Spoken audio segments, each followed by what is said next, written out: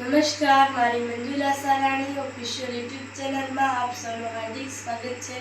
નમસ્કાર, આપની સાથે હું છું મંજુલા.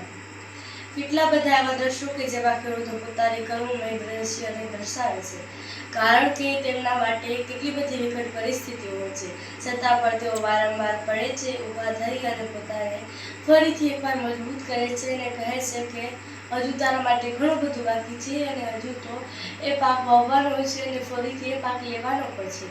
પરંતુ આ વખતે તો કંઈક એવું જ થયું કે એમાં એ કંઈ અતિવૃષ્ટિ કે એવું ન થયું. ભલે વરસાદે ખેડૂતોને ખૂબ હેરાન કર્યા, પરંતુ એનાથી વિશેષ ખેડૂતો અત્યારે એના માટે હેરાન થઈ રહ્યા છે કે તેઓને પેટ્રોલ ડીઝલના ખૂબ એટલે ખૂબ તેમને સોર્સ છે ત્યાં જવું પડે છે અને ત્યાર પછી તેઓ ત્યાં જાય છે તો ખૂબ ખૂબ મોટી મોટી લાઈનો હોય છે. એ લાઈનોમાં જઈને તે ઊભા રહે અને ક્યારેક તો એવું થાય કે તેઓ પોતાનો પોતાના કિંમતી સમયને ગુમાવી અને પોતે લાઈનોમાં ઊભા રહે છે અને જ્યાં સુધી તેમને એ વારો આવે છે ત્યાં સુધી તો પેટ્રોલ કે ડીઝલ ખતમ થઈ જાય છે. ત્યારે ખેડૂતોએ પોતાની કરુણમય દશાઓ દર્શાવે છે. અનેક એવા દ્રશ્યો હોય છે અને ક્યારેક તો એવું થાય છે કે ખેડૂતો બધા ત્યાંના જે આસપાસના પેટ્રોલ ડીઝલના સોર્સ હોય ત્યાં બધે પેટ્રોલ પંપ હોય ત્યાં બધે જ ફરી આવે, છતાં પણ તેમને પેટ્રોલ ડીઝલ નથી મળતું. કચ્છમાંથી પણ કંઈક એવા દ્રશ્યો આવ્યા.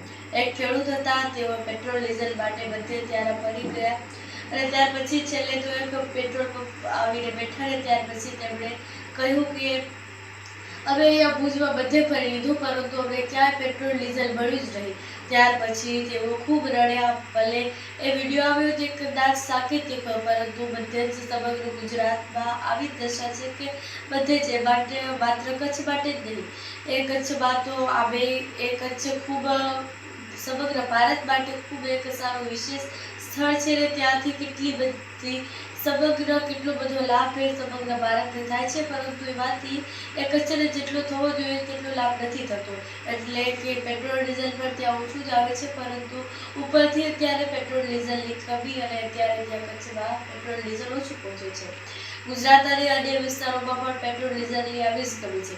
અત્યારે સરકાર દ્વારા એવું કહેવામાં આવ્યું કે પેટ્રોલ ડીઝલનો પર્યાપ્ત જથ્થો છે જ, પરંતુ એ જથ્થાને આપણે સદુપયોગ કરી અને ધીમે ધીમે આવવા દઈએ તો તે આપણા સમગ્ર માટે એ સારું ગણાશે, કારણ કે આપણે જેવી રીતે સદુપયોગ કરીશું તો તે આપણા માટે એક વિશેષ ગણાશે. કારણ કે પેટ્રોલ ડીઝલ જો આપણી પાસે હશે તો આપણે વધારે વાહનોને ચલાવીશું અને ત્યાર પછી એ આપણા માટે ત્યાં પેટ્રોલ ડીઝલ નહીં બચે.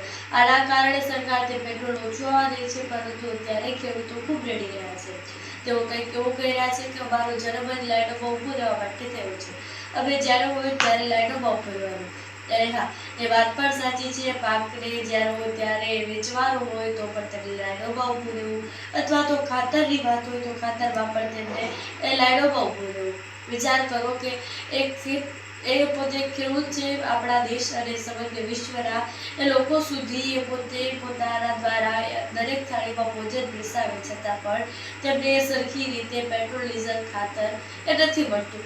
શું કામ આવું ખેડૂતો સાથે થાય છે? અન્ય લોકો પણ છે કે જેમના અલગ જોબ કે નોકરી કરે છે અને તેઓ ખેડૂત કરતા એ થોડી ઓછી વિશેષ નોકરીઓ અથવા તો કાર્ય કરે છે, છતાં પણ એ ખેડૂતને જ હંમેશા નુકસાની ભોગવવાની થાય છે. તો તમારો એ વિષય પર શું કહેવું છે કમેન્ટ પર જરૂરથી જણાવજો. સાથે જ મારી Manjula Salani official YouTube channel પર આવ્યા છો તો સબસ્ક્રાઈબ કરી દેજો. નમસ્કાર.